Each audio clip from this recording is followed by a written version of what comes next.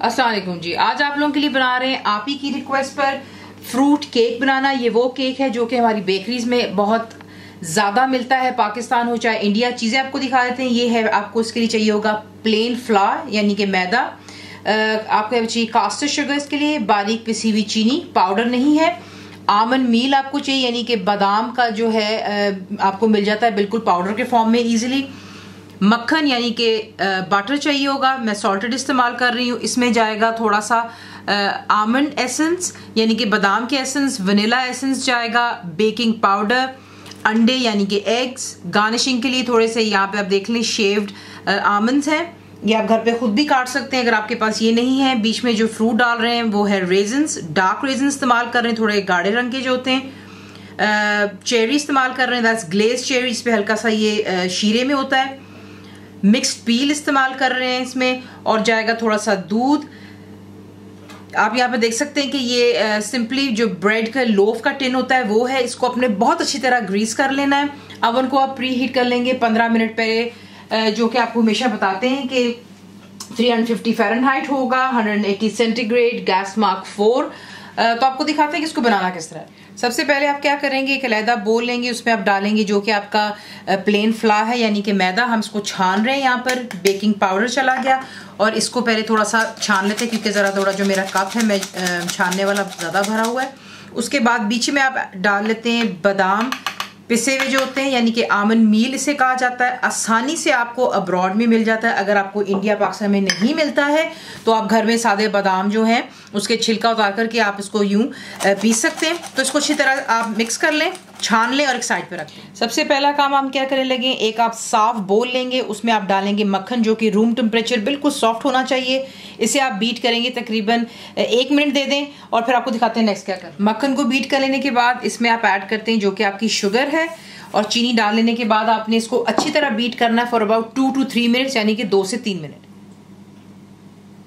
यहाँ पर आप देख लें कि आपने अच्छी तरह जो है मक्खन और चीनी को बीट कर लेना, ये देख लें। और प्लीज़ एक टिप आपको दे रही हूँ, ये एक रूल भी होता है बेकिंग में कि जब जब कोई चीज़ बीट कर रहे हो बीच में रुक करके स्पैचुला किसी भी चमचे की मदद से नीचे से ऊपर ज़रूर मिक्स कर लिया करें और फिर कैरी ऑन रखा करें, ताकि उसमें ये होता है कि कोई चीज़ नीचे खुश्क जो है बैठ ना जाए।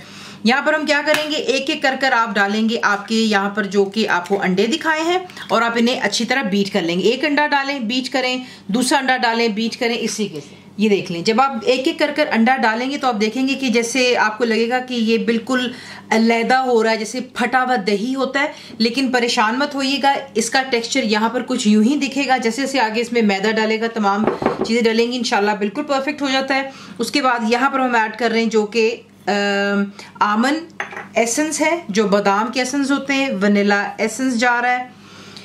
ये डालकर इसको दोबारा थोड़ा सा बीट कर लेते हैं और फिर आपको दिखाते हैं नेक्स्ट क्या करना। अच्छी तरह बीट कर लेने के बाद यहाँ पर जो आपको मैंने फ्रूट्स बिगिनिंग में दिखाए थे, तमाम को अच्छी तरह मिक्स कर लें। और ये चला गया बीच में हमारे बोल के अंदर। और उसके बाद आप क्या करते हैं, जो आपको मैदा दिखाया था जो हमने छान लिया था उसका हाफ आप अभी डालेंगे, ठीक है।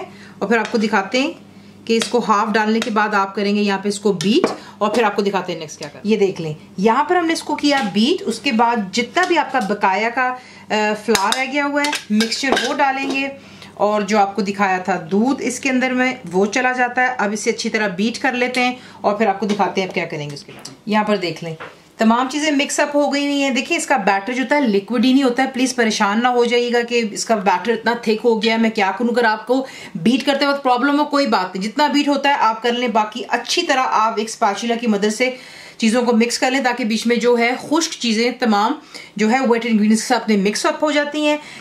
ये हो गया हमारा एक काम। जो हमने यहाँ पर आपको मैंने पैन दिखाया था, लोफ पैन, इसको अच्छी तरह आपने ग्रीस कर लेना है। और उसके बाद आप इसमें ऐड करते हैं जो कि आपका यहाँ पे बना हुआ बैटर है, और इसको तमाम को बीच में डालकर इक्वली जो है स्पैचुला की मदद से या किसी भी चमचे की मदद से इसको स्प्रेड आउट कर लें। अच्छी तरह आप डालेंगे, इवनली चमचे के साथ में इसको स्प्रेड आउट कर लें। और ये जो है गार्निशिंग के लिए इसके ऊपर मैं डाल रही हूँ, ये बड़ा खूबसूरत लगता है बेक हो जाने पर। अगर आप नहीं डालना चाहते हैं तो फिर आपकी मर्जी, अगर आप चाहें तो आप बादाम के अलावा पिस्ते भी डाल सकते हैं। तो ये ऊपर हमने डाल दिए इस पर आमंड्स, और अब हम इसे बेक करने के लिए रखेंगे अवन के अंदर में फॉर अबाउट 60 to 70 मिनट। और आपको यहाँ पर एक मैं बहुत काम की टिप देने जा रही हूँ, वो ये है कि जो केक स्लो बेक होते हैं, अगर आपको लगता है कि ऊपर से वो जल्दी डार्क कलर में आ रहे हैं, आप इसके ऊपर फॉइल डाल देंगे। साथ मत लगाइएगा, सिर्फ ऊपर ओपन तरीके से, यानी कि फॉइल जो है केक के साथ ना लगे, ऊपर रख लें और आपका केक बिल्कुल नहीं जलेगा इंशाल्लाह। तो आपको दिखाते हैं बेक हो जाने के बाद कि कैसा दिखता है। यहाँ पर आप देख लें परफेक्टली बेक चुका है, माशाल्लाह कितना खूबसूरत आया है। बेक हो जाने के बाद आप क्या करते हैं, एक बटर नाइफ ले लीजिएगा और जो इसकी साइड्स हैं सिर्फ उस पर आप हल्का सा जो है यू बीच में डालते हैं, ताकि थोड़ा सा इसको आप रिलीज कर देते हैं साइड से, क्योंकि हमने इसको ऑलरेडी इसमें अंदर मक्खन लगाया। आप देख लें कितने परफेक्टली ये साइडें खुद छोड़ देता है। यहाँ पर आप इसको ठंडा होने देंगे तकरीबन 10 मिनट के लिए, about 10 मिनट्स टिन के अंदर ही, और फिर आपको दिखाते हैं कि बाद में आपने क्या करना है। 10 मिनट्स मैंने इसको टिन में ठंडा होने दिया और ये देख लें माशाल्लाह कितना खूबसूरत तरीके से ये बाहर आ जाता है। और अब इसको यहाँ पर हम रखेंगे 10 मिनट, इसको थोड़ा और ठंडा होने देंगे। उसके बाद इंशाल्लाह स्लाइसेस काट के दिखाएंगे कि फ्रूट केक अंदर से किस तरह दिखता है।